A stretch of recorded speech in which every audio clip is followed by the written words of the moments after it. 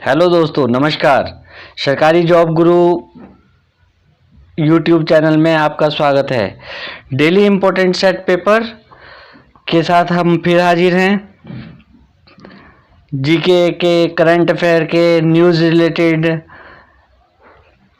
दोस्तों, इस चैनल पर अगर नए हैं तो उसको सब्सक्राइब कर लीजिए, लाइक कर दीजिए और शेयर कर दीजिए। तो बिना वक्त गंवाए चलो शुरू करते हैं।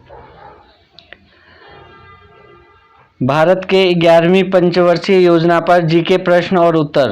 भारत में 12 पंचवर्षीय योजनाएं तैयार की थी। इसके बाद भारत की वर्तमान सरकार ने पंचवर्षीय योजनाओं को निलंबित कर दिया और नियोजन आयोग की जगह नीति आयोग का गठन किया गया है। भारत की 11वीं पंचवर्षीय योजना पर इन 6 जीके प्रश्नों के उत्तरों का हल। ये प्रश्न भारत में होने वाली विभिन्न प्रतियोगी परीक्षाओं के लिए महत्वपूर्ण हैं। दोस्तों, ये प्रतियोगी परीक्षाओं के लिए महत्वपूर्ण है। इसमें आप इसको पूरी तरीके से तैयार कर लीजिए, पूरी तरीके से इसको अमल में लाएं। आइए पहले क्वेश्चन की ओर चलते हैं। भारत की 11वीं पंचवर्षीय योजना की अवधि क्या थी? ए 2012 से 2017 तक, बी 1997 से 2002 तक, सी 2007 से 2012 या डी उपरोक्त में से कोई नहीं। तो पहले का आंसर होगा दोस्तों 2007 से 2012 तक। ये सही आंसर है। भारत की 11वीं पंचवर्षीय योजना की अवधि 2007 से लेकर 2012 तक थी। यह भारत की दूसरी अंतिम पंचवर्षीय योजना थी। अगले क्वेश्चन की ओर बढ़ते हैं। भारत की 11वीं पंचवर्षीय योजना का मुख्य विषय क्या था? ए समावेशी विकास, बी सतत विकास, सी तेज अधिक समावेदी और सतत विकास, डी तेज और अधिक समावेदी विकास। इसका आंसर होगा डी तेज और अधिक समावेदी विकास। भारत की 11वीं पंचवर्षीय योजना का मुख्य विषय तेजी से और अधिक समावेशी विकास था। अगले क्वेश्चन की ओर बढ़ते हैं। भारत की 11वीं पंचवर्षीय योजना किसने तैयार की थी? ए मोंटेक सिंह, बी सी रंगराजन, सी के कस्तूरीराजन या डी राम रंगराजन। इसका आंसर है बी सी रंगराजन ने। सी रंगराजन ने भारत की 11वीं पंचवर्षीय योजना तैयार की थी। भारत की 11वीं पंचवर्षीय योजना प्रख्यात अर्थशास्त्री श्री के कस्तूरीराजन द्वारा तैयार की गई। यह योजना को अंततः राष्ट्रीय विकास परिषद एनडीसी द्वारा अनुमोदित किया गया था। अगले क्वेश्चन की ओर बढ़ते हैं। निम्नलिखित में से कौन सा कथन भारत की 11वीं पंचवर्षीय योजना के बारे में सही है? वित्त वर्ष 2011-12 तक प्राथमिक विद्यालय से ड्रॉप आउट दर को 2003 से 2 में 52.2% से घटाकर 20% करना। वित्त वर्ष 2012 से 2017 तक आयु वर्ग के लिए लिंग अनुपात को 6 से बढ़ाकर 950 करना। तृतीय कुल प्रजनन दर को कम करने के लिए 2.1 हम 2 पे 1 करना। तो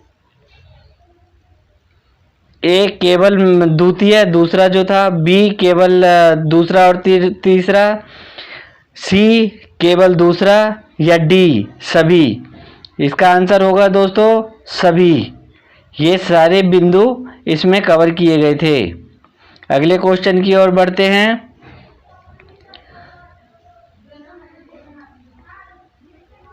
भारत की 11वीं पंचवर्षीय योजना के समय भारत के योजना आयोग के अध्यक्ष कौन थे? मोंटेक सिंह आलूवालिया, बी सी रंगराजन, सी डॉक्टर मनमोहन सिंह या डी अटल बिहारी वाजपेयी। इसका आंसर होगा सी डॉक्टर मनमोहन सिंह। डॉक्टर मनमोहन सिंह जो थे वो 11वीं पंचवर्षीय योजना के समय भारत के योजना आयोग के अध्यक्ष थे। भारत के योजना आयोग का पदेन अध्यक्ष होता है। भारत की 11वीं पंचवर्षीय योजना के दौरान डॉक्टर मनमोहन सिंह योजना आयोग के अध्यक्ष थे, क्योंकि वो उस टाइम में प्रधानमंत्री भी थे। अगले क्वेश्चन की ओर बढ़ते हैं। निम्नलिखित में से कौन भारत की 11वीं पंचवर्षीय योजना का लक्ष्य नहीं था? इसमें हमें ये देखना है कि कौन सा लक्ष्य नहीं था। 2009 तक सभी के लिए स्वच्छ पेयजल उपलब्ध कराना, बी कृषि विकास को 4% तक बढ़ाना, डी 2011-12 तक 23 वर्ष आयु के उच्च शिक्षा में नामांकन बढ़ाने के लिए, या डी योजना के दौरान 9.1% की वृद्धि दर प्राप्त करने के लिए। ये डी, इसका आंसर डी होगा। यह पंचवर्षीय योजना का लक्ष्य नहीं था। भारत की 11वीं पंचवर्षीय योजना का विकास लक्ष्य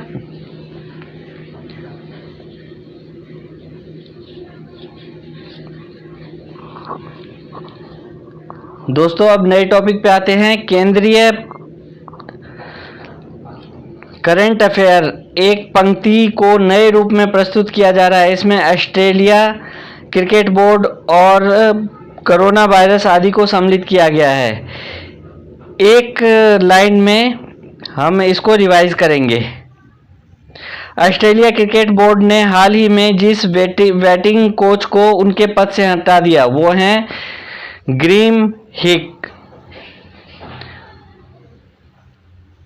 अमेरिका के राष्ट्रपति ने जिस देश में 9,500 अमेरिकी सैनिकों को ठिकाने से वापस लाने की योजना की पुष्टि की वह थे जर्मनी। जिस देश की संसद ने उत्तराखंड के पिथौरागढ़ जिले में भारतीय क्षेत्र पर दावा करने वाले नए नक्शे को मंजूरी दी वह थे नेपाल।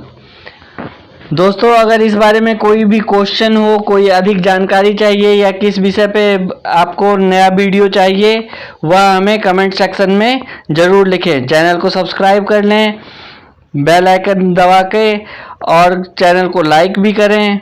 वीडियो को लाइक करके अपने दोस्तों को भी भेजें जिससे उनका भी कुछ भला हो।